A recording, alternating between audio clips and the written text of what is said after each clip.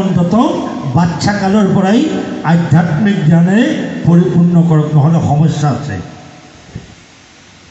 আমিওতো অশিক্ষিত নহয়, আপোনালোকৰ মাজত কৈ আছোঁ। এতিয়া সকলো থাকিব লাগিব, তেতিয়াহে কামত দিব। এতিয়া চাওক, এই প্ৰসংগটো কেৱল মাত্ৰ ভাগৱতৰ আধাৰ হিচাপে অনাহে হৈছে। মই যে ক'লোঁ আমাৰ শৰীৰৰূপী বাছখনৰ কথা, এনেই নাই কোৱা। উৰণ বুৰণ গজন ভ্ৰমণ চাৰিমুঠি জীৱৰ ভিতৰত উত্তম জীৱ কোন? মনুষ্য। মনুষ্যৰ কাৰুকাৰ্য, মনুষ্যৰ জীৱন ধাৰণৰ প্ৰণালী, মনুষ্যৰ ঈশ্বৰীয় নিৰ্দেশ অনুসৰি খাদ্য আৰু মনুষ্যৰ পৰা সৃষ্টি হোৱা পোৱালিবিলাক যদি ইতৰ প্ৰাণীৰ নিচিনা কুকুৰা, গাহৰি, হাঁহ এনেকুৱা যদি পোৱালি হয়, তেতিয়াহ'লে আপুনি মই মানুহ হৈ থকাৰ কিবা যুক্তিযুক্ততা আছে নেকি? আপুনি মই মৰি থকা ভাল। কাৰণ কুকুৰ মেকুৰী পোৱালি এটা জন্ম দিবৰ কাৰণে ভাগৱত গীতাই একো নিৰ্দেশনা নাই দিয়া, কিন্তু আপোনাৰ মোৰ সন্তান এটা জন্ম দিবৰ কাৰণেই ভাগৱত গীতাই নিৰ্দেশনা জাৰি কৰি থৈছে। এতিয়া সেই প্ৰণালীবদ্ধতাটো আমি কিয় নাজানো, বা তেনেকুৱা পৰ্যালোচনাবিলাক আমাৰ কিয় নহয়? অতিকে প্ৰয়োজন। প্ৰথম কথা, এটা সুন্দৰ, কাইলৈ আমাৰ অন্তি প্ৰভু ঈশ্বৰ আহিব, তেখেতেও ক'ব, শুনিব একেটা কথাকে, যে এটা সুসন্তান জন্ম দিবৰ কাৰণে পিতৃ আৰু মাতৃ প্ৰথম আধ্যাত্মিক জ্ঞান সম্পন্ন হ'বই লাগিব। তেওঁ লাগিলে যিমানেই উচ্চ শিক্ষিত নহওক। প্ৰথম হ'ল আহাৰ, সাত্বিক আহাৰটো গ্ৰহণৰ প্ৰয়োজন আছে। দ্বিতীয় হ'ল আপোনাৰ মোৰ তিথিবাৰ, গম পালেনে বাৰু? তিথিবাৰবিলাক থৈছে। তৃতীয় হ'ল আপোনাৰ মোৰ ক্ষণটো। এই কথাবিলাক আপুনি মই জানি ল'ব লাগিব। এতিয়া তিথি, মই যে ক'লোঁ তিথিবাৰ, তিথিবাৰ কোনটো বন্ধ কৰিলে সেইটো কৰিলে বাকীখিনি ওলাই যাব। সি একাদশ অষ্টম পোহৰটো ৰাতিপুৱা 3 বজাৰ পৰা 6 বজালৈ অষ্টম পোহৰটো হয়, আৰু সেই মুহূৰ্তত যি সন্তান পিতৃ মাতৃয়ে তাক দিয়ে সাত্বিক আহাৰ ভক্ষণ কৰি, সেই সন্তানটো ঈশ্বৰে কৈছে মোৰ শক্তি। গতিকে এই শাস্ত্ৰসংগত প্ৰণালীবদ্ধতাটো নজনাকৈ আসুৰিক প্ৰবৃত্তিত যদি সন্তান এটা আপুনি মই জন্ম দিওঁ, তেতিয়াহ'লে কুকুৰ বা মেকুৰী, শিয়াল, সিংহ, বাঘ ইহঁতে দিয়া পোৱালিৰ লগত আপোনাৰ মোৰ সন্তানটোৰ একো পাৰ্থক্য নাথাকিব। সি কাইলৈ চোৰ ডকাইত ভণ্ডামি এনেকুৱা যদি হয়, তাক পিতন দিয়া আপোনাৰ মোৰ অধিকাৰ নাই। কিয়? সেই প্ৰজেক্টটোৰ ডাইৰেক্টৰ আপুনি আৰু মই আছোঁ। গতিকে আপোনাৰ মোৰ অধিকাৰ নাই, সেইটো ঘটিয়ে লৈছোঁ। গতিকে তেনে কৰ্ম আমি কৰিব নালাগিব।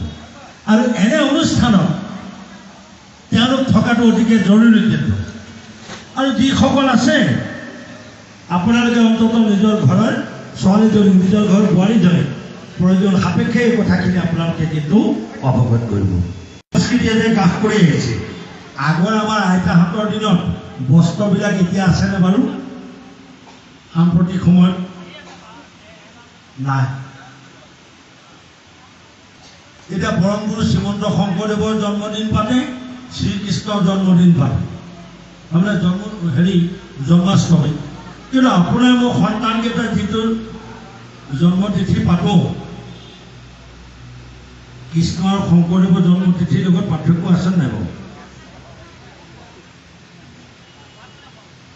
এইটো কথাত কিন্তু নিৰুত্তৰ আছে।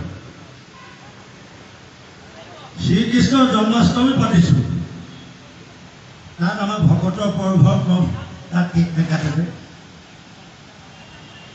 শংকৰদেৱৰ জন্মোৎসৱ পালোঁ, অসমৰ সদিয়াৰ পৰা ধুবুৰীলৈকে, তাত আকৌ কেক কটা কাটি নিয়মেই নাই।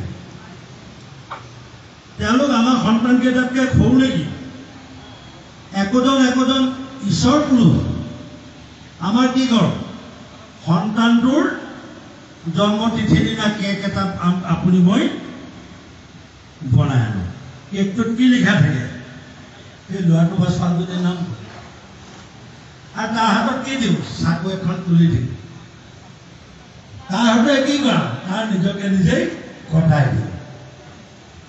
সি কি কৰে এইটোকে আপোনাক মোক সকলো যিমান আছে এটা ভক্ষণ কৰে সেইটো আমাৰ দায়িত্ব নহয় আৰু আমি কি কৰোঁ তাৰ জন্মদিনৰ পৰা তাক উত্তৰণ ঘটিবলৈ নাই দিয়া আমি কেনেকৈ নাই দিয়া আমাৰ অসমৰ মানুহৰ জ্ঞানৰ পৰিসৰটো বহুত ওপৰত কিন্তু আমাৰ অভাৱতটো হ'ল কাণ্ড জ্ঞান নাই আমাৰ খ্ৰীষ্টান আৰু মুছলিমে জ্বলাই কি মমবাতি শংকৰ গুৰুৱে জ্বলাই তেল বন্তি হয়নে যিবিলাক নাম লগা পাঠক বহুত আছে সকলোৱে জানে ভক্তি ৰখে তেল হয়নে মাটি চাকি নজ্বলাই নহয় সেই কেকৰ ওপৰত মম 5টামান জ্বলাই দিব তাৰপৰা যেতিয়াই তাক বধ কৰিব সময় হ'ল আৰু ফুল মাৰি পেলাই মমবাতি নুমাই দিব তাক জ্বলি থাকিলে খাব নোৱাৰে মমবাতি নুমাই দিয়াৰ পাছত আপোনাৰ মোৰ ল'ৰাটো তললৈ যাব নে ওপৰলৈ যাব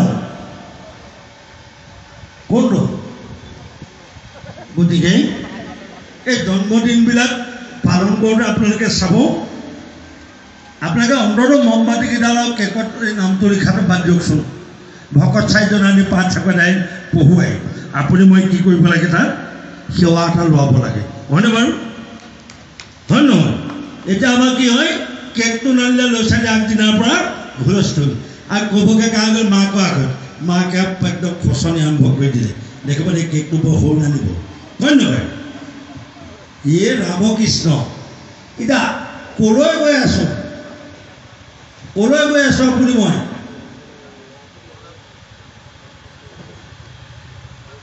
গতিকে আমি এটা কথা ভাবোঁ আমি কিছুমান বিষয়বস্তু এৰি চলিব লাগিব এৰি যদি নচলোঁ আপোনাৰ মোৰ সমস্যা আছে যে সৰু শেষত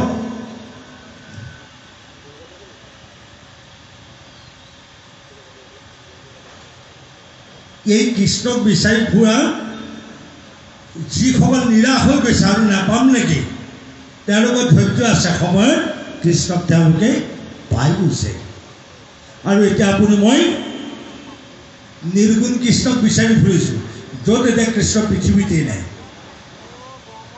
গতিকে নিৰ্গুণ কৃষ্ণ আপোনাৰ মোৰ সাক্ষাৎ হ'ব যদি আপুনি মই শাস্ত্ৰসন্মত আৰু প্ৰণালীবদ্ধভাৱে কৰ্মৰাজি ইতিমধ্যে কৰি যাওঁ বাৰু আজি আমাৰ এই দ্বিতীয় বৈকুণ্ঠ ধামত পৰীক্ষিতৰ দৰে জ্ঞান গম্ভীৰ আসন অলংকৃত কৰা সন্মানীয় প্ৰভুৰ সেই সমস্ত আমি কৰৰ প্ৰতি অকণমান আহ্বান জনাওঁ যে আমি কৈ থকাও যথেষ্ট অকণমান সময় হৈছে নহয়নে বাৰু আৰু য'ত খাদ্য নাথাকে বাদ্যটো বজাই থাকিবলৈ বৰ টান হয় প্ৰভুৱে মোক ছিগনেল এটা দিলে গতিকে অকণমান যদি আপোনাৰ সময় আজ্ঞা হয় আমি উঠিব পাৰিমনে চাগে আকৌ আহি বহিমেই আৰু সন্মানীয় পাঠকক পাঠ আগবঢ়াবৰ কাৰণে সেৱা ধৰি দিছোঁ কৃষ্ণ